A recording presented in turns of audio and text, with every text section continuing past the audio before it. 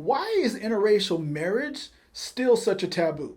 Okay, so in season 13 of the Bachelor series, Bachelorette Rachel Lindsay was cast as the first black contestant, right? And this is a big deal because a lot of people are wondering what's the male is going to look like, right? And so what we find out happening is that this is the most racially diverse cast that we ever had.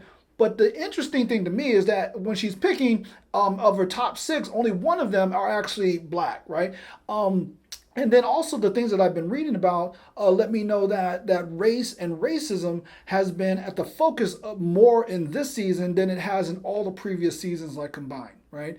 And so then why is this a big deal? Well, let me tell you, right? This actually has really deep roots in our country, and that about 50 years ago, in the case of Loving versus Virginia, this was in 1967. The Supreme Court they decided that it was unconstitutional to not allow people of different races to marry with each other. These are called anti-miscegenation laws for anybody who wants to look that up, right? But this idea that we weren't allowed to intermarry with other races, and this was definitely much more enforced with intermarriages with white people. Black and Indian folks, they can interracially marry. Black and Asians, Asian and Indian, all of those folks, they can interracially marry. Not just legally or whatever, but they could do it. They could get away with it. Let's just say a lot better than if you were to marry someone who was white. And so then what this points to is that it's our country's deep obsession with white supremacy and white racial purity. And so this idea, let me make this clear, that white racial purity is the legitimate child of white supremacy. There's no ifs, ands, or buts about it. If you understand and believe in white racial purity, then you, by definition, understand and believe in white supremacy. Okay, that's just how this goes. And so that's you might want to think about that or not. But anyway, so when I'm thinking about this, white supremacists, well, when they normally point this out to in spaces, they normally say it's like, this is biblical, that the Bible tells us that we're not supposed to interracially marry. And I'm like, look, I am a Christian myself.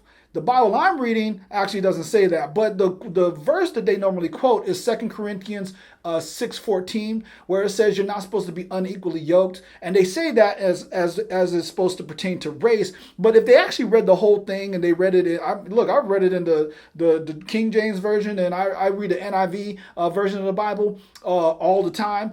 And so what they fail to read is, or misunderstand, misinterpret, reinterpret, however you want to say this, is that what they do is they say that that the verse actually says that you're not supposed to be married to unbelievers. And so this is actually a very religious statement rather than a racial one, right? And so then when you use this idea, right, it's like white supremacy was the lens that people used to interpret the Bible. White supremacy was the lens that they used in order to talk about who's supposed to marry and who's not supposed to marry.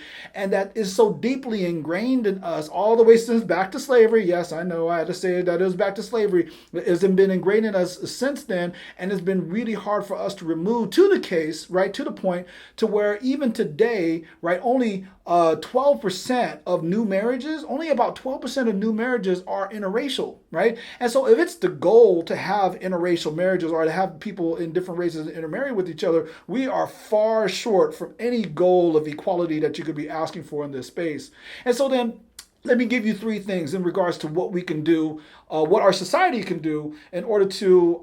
I'm not necessarily condoning interracial marriages necessarily. What I'm saying is, what I think is that we should all be open to the idea that the person that we wind up loving for the rest of our life might not actually look like us, which, if you think about it, that should actually be kind of really scary. But anyway, but three things. Think about this. And so to show interracial couples as normal in the media, that would be amazing. And what I mean by that is to say that when you see interracial couples, that you don't make this big deal about it. Is that you just show them within the regular goings on of a regular movie or TV show or whatever, and you don't make a big deal about it. Another one is to show multiracial children as normal. And this is becoming more popular. We have openly multiracial movie stars now who are, who talk about that and their experiences and whatnot, and yet at the same time have a trouble being cast as one or the other or both and things like that. And so, the idea is then multiracial people should be portrayed as just normal, everyday people, just like everyone else, right? And then look, this is one that's going to be real, that's going to cut really deep for some folks. It's like the last thing I would propose is that we need to be culture conscious and not color blind. As that a lot of people, they talk about this colorblind approach as if that's the best way to approach things. But the thing that most people are not understanding about this is that, look, my culture is, to whatever degree, it's bound to what I look like and whatnot. And so therefore, to be blind to my color is to actually discount a large part of me. And so that's not going to be the system or the way that's going to help us get to greater racial inclusivity. And so just a thought about that.